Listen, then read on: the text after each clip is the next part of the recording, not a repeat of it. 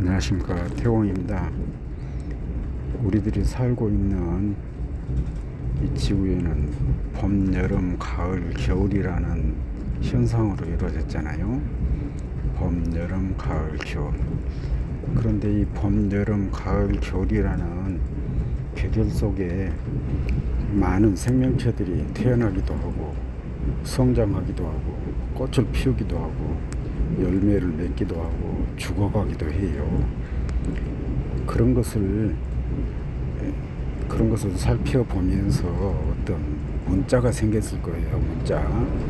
그 문자가 우리가 말하는 그 봄 기운을 대변하거든요. 다른 말로 표현해 보면 에너지를 형성한다. 에너지. 그래서 그것이 그 에너지의 흐름 속에서 모든 동식물들이 살아가기 위한 처절한 몸부림을 해요. 그래서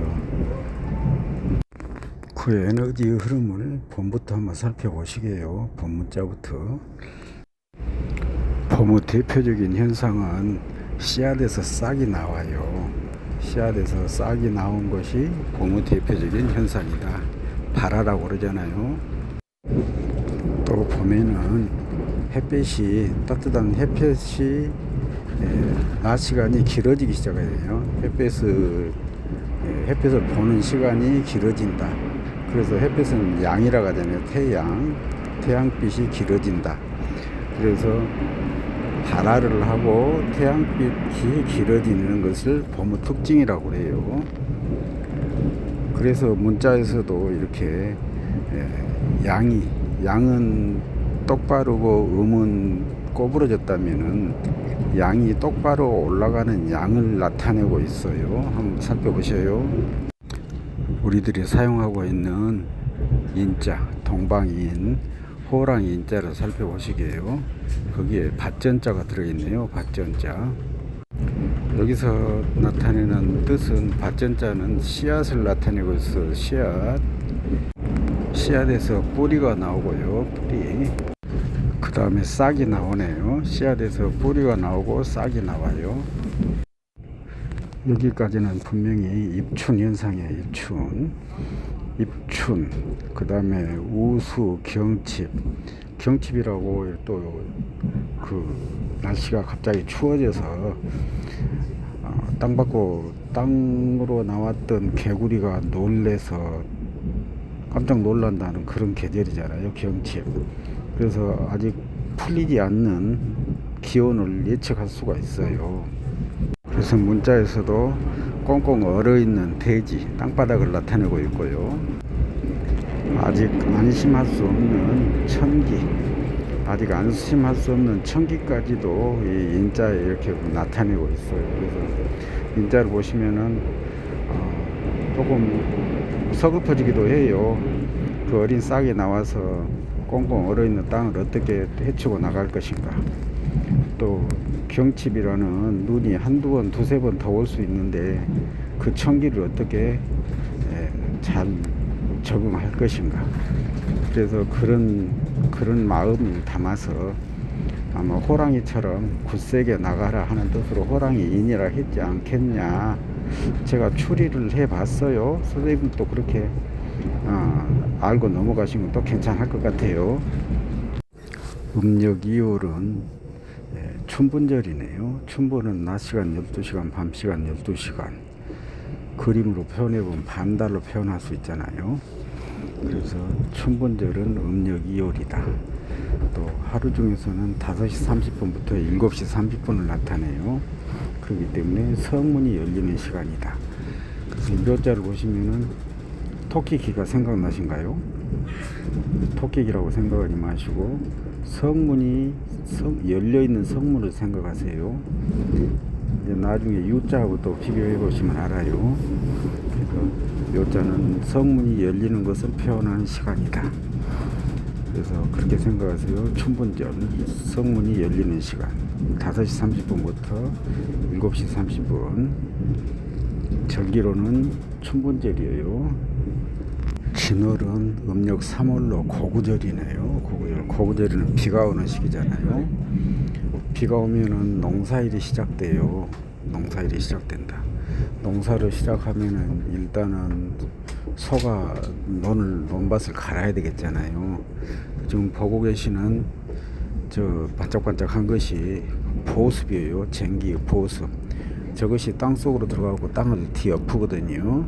그래서 진짜는 쟁기의 보습을 나타내고 농기계를 나타낸다. 농기구. 그 다음에 진짜를 보시면은 옆으로 석삼자가 그려져 있네요. 우개 쪽에. 그래서 3월에 고구절이다. 농기계를 수리를 해라. 그런 뜻이에요. 이제 이 파절을 살펴볼게요. 이 파절. 이 파절은 4월이네요. 4월. 사자는 우리가 말하는 뱀사자라고 하는데 뱀하고는 관계가 없는 것 같고요. 보통 10시, 11시 되면은 하루 중에서 햇빛이 따뜻해지잖아요.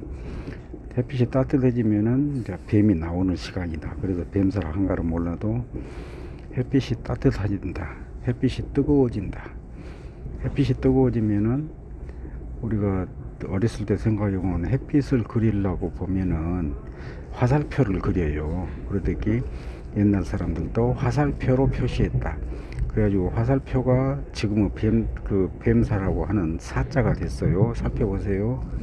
그래서 4월이 되면은 이 파절, 보리가 익어가고 과일이나 봄과일이 익어가기 시작한다. 그래서 가을이 시작된다. 그것까지 기억하세요. 사자는 초여름 사자, 4월 사자, 빛이 따뜻해지는 사자. 11시 반까지가 사시잖아요. 그래서 이 파절 꼭 기억하세요. 사자. 음력고 올해는 5월 하지예요. 하지. 하지는 1년 중 절반이거든요. 하루 중에서도 오시는 하루의 절반. 그래서 낮 시간이 가장 길어진 14시간 40분을 기록하잖아요. 이 파절, 아니 하지절에 하지절. 그래서 하루 중에서는 그 지방에 세우는 물체의 그림자가 가장 짧아진 시간이에요. 그래서 정오라고 그런다. 그래서 이 물체의 그림자가 가장 짧아지는 시간, 그것을 오자로 표현했네요. 오자로. 하지가 지나면은 삼복더위가 와요. 삼복더위, 소서, 대사절. 그 시간이 되면은 하지에 낮 시간이 14시간 40분이었던 것이 낮 시간이 돼서 소서절이 되면은 거의 한 30분에서 1시간 정도 줄어들기 시작하거든요. 낮 시간이 줄어들면은 나무들은 탄소 동화작용이 같이 줄어들어요. 탄소 동화작용을 줄어드니까 나무들이 영양소도 줄어들고 나무들은 더 이상 성장하지 않는다. 그래서 미자는 아닌 미자 가지고 나무들이 성장하지 않은 미자예요.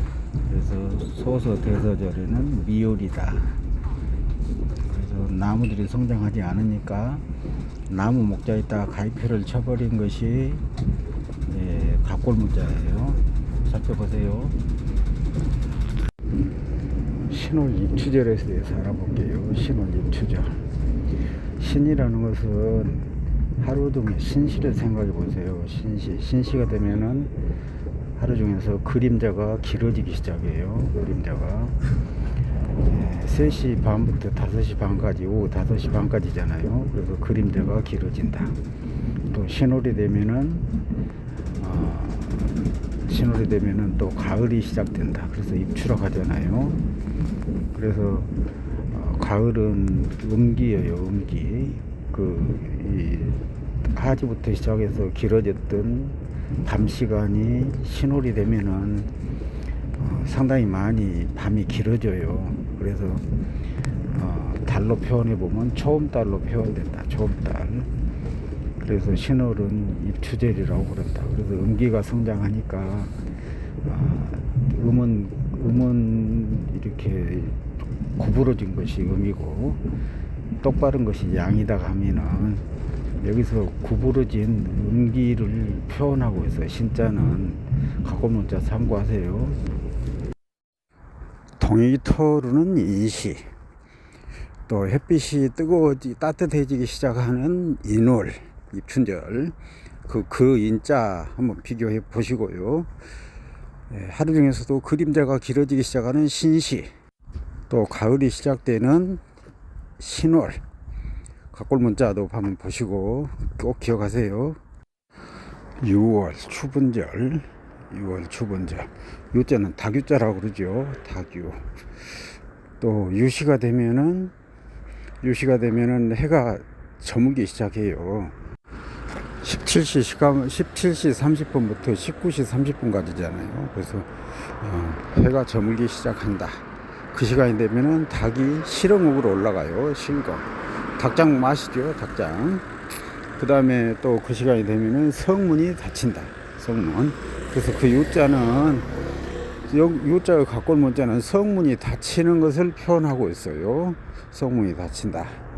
그래서 성문이 닫히고 쌀이문이 닫히고 또 해가 지기 시작하고, 해가 진다는 이야기는 이제 천지의 모든 기운이 다 닫힌다는 이야기잖아요. 그 다음에 유자를 또 보시면은 그 가운데가 팔자가 그려졌네요. 그래서 유자는 8월의 현상이다. 그렇게 기억하세요. 성문이 열리는 묘시하고 성문이 닫히는 유시, 한번 비교 한번 해보세요. 비교해서 같이 기억하세요. 술자는 늦가을 상강절이에요. 서리가 내리는 현상. 술자를 보시면은 창과자하고 칼도자하고 합성어예요. 얼마나 무서운 글씨인가요? 서리가 내리면은 모든 동물, 식물들이 다 죽어요. 땅속에 들어가든지 옷을 갈아입든지 둘 중에 하나잖아요. 그래서 서리가 그렇게 무서운 글씨예요. 늦가을 현상이에요. 하루 중에서 술시는 19시 30분부터 21시 30분까지잖아요. 이 시간이 되면은 어둠이, 햇빛이 완전히, 태양이 없어져 버려요. 그리고 어둠만 남잖아요. 어둠이 나오면은 화롱불을 켜든지 또 강아지, 개한테 의지를 하든지 그래야 되잖아요. 그래서 이 술시라고 그런다. 술시. 또 수월이 되면은 난방을 시작해요. 이 서리가 내리니까 난방을 하지 않으면 얼어 죽겠잖아요. 그래서 술은 그런 의미가 있다. 10월 입동소설열이 되면은 눈이 내리잖아요. 눈이 내리면은 낙엽은 다 떨어지고 나무 줄기들은 바로 죽게 돼요. 나무 줄기들은 기능을 멈추잖아요. 그래 죽은다고 표현해 보게요. 그러면은 나무 뿌리로 전기가 내려갈 수밖에 없어요. 그래서 모든 전기들은 나무 뿌리로 내려간다. 그래서 각골문자에 보시면은 나무 뿌리를 표현해 놨고요. 또 나무 뿌리를 10월을 해월이라고 하잖아요. 돼지 해. 여기서 나무 뿌리처럼 좀 밑으로 내려가 있는 기운이 밑으로 내려가는데 왜 돼지를 넣어놨을까? 제가 고민해 봤어요. 그랬는데 우리 어렸을 때 옛날에는 그 돼지를 재래식 화장실 그 바닥에다가 돼지를 키웠어요. 똥을 싸면은, 사람이 똥을 싸면은 돼지들 보고 먹고 살으라고. 그래서 이렇게 밑에 쪽, 아래쪽을 나타내는 그런 돼지, 해자에다가 거기다가 돼지라는 의미를 넣지 않겠냐 싶어져요. 어쨌든 이 시기가 되면은 나무 뿌리로 생명체가 다 내려가고 그 다음에 월동화가 나타나요. 겨울눈이. 기억하세요. 겨울눈. 이것은 겨울눈이 나타난다는 이야기는 봄의 출생, 그래서 해묘이라고 그래요. 음력 11월이 되면은 동지라고 하잖아요. 동지는 하루 중에서 밤이 가장 긴 시간이에요. 밤 시간이 14시간 40분이고 낮 시간이 9시간 20분이에요. 그래서 1년 중 밤이 가장 길다. 그래서 밤이 가장 길고 춥고 어두운 시기에 동지 다음 날부터 태양이 하루에 2분씩 길어지기 시작해요. 햇빛이. 그래서 햇빛이 일조 시간이 길어진다는 이야기는 얼마나 반가운 일이겠어요. 그래서 아들 낳는 만큼 행복했을 것이다. 그래서 이렇게 그 동지절, 11월 동지절을 아들 자자를 넣은 것 같아요. 또 동짓날 11월 달에는 양력으로 12월이잖아요. 그래서 거기서 예수 탄생 기념일도 있고, 예수 탄생 기념일도 동지하고 관계가 있어요. 동지절에 그 시기에 들어오거든요. 그래서 태양을 상징하는 동그라미에 가위표를 쳤네요. 죽어버렸다고, 태양이 죽어버렸다고. 새로운 희망을, 햇빛을 나타내고 있고요. 기어다니는 아이 발을 나타내고 있고요. 이런 각골문자가 지금은 아들 자자로 변했죠. 11월의 현상, 자월 동지절이에요.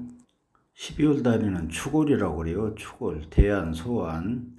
1년 중 가장 그 날씨가 춥잖아요. 그래서 저녁에는 얼고 아침에는 녹고 그래서 서리발이 쓰잖아요. 그래서 우리 어렸을 때만 해도 이렇게 보리밥 밟기를 해줘야 될 만큼 이렇게 서리발이 서가지고 농작물이 이 피해가 있고 그랬어요. 그래서 이 추골은 서리발을 나타낸다. 그러면서 이 서리발 그 가장 추운 겨울날, 늦겨울 추운 겨울날 씨앗 속에서는 이렇게 그 발화 현상이 일어나거든요. 발화까지는 아니더라도 그 씨앗 속에서 싹이 나오기 직전까지 씨가 성장을 해야 되잖아요. 씨방이. 그래서 그 말없이 성장하는 씨방의 그 특징, 그것이 아마 소처럼 묵묵하니 우직하니 보였을 것이다. 그래서 지금은 소축자로 보시면은 각골모자로 보시면은 그 마치 역도 선수처럼 보디빌더 선수처럼 딱 힘을 쓰고 있잖아요. 그래서 축을 대한 소환절 이렇게 소축으로 표현했다. 그렇게 기억하세요.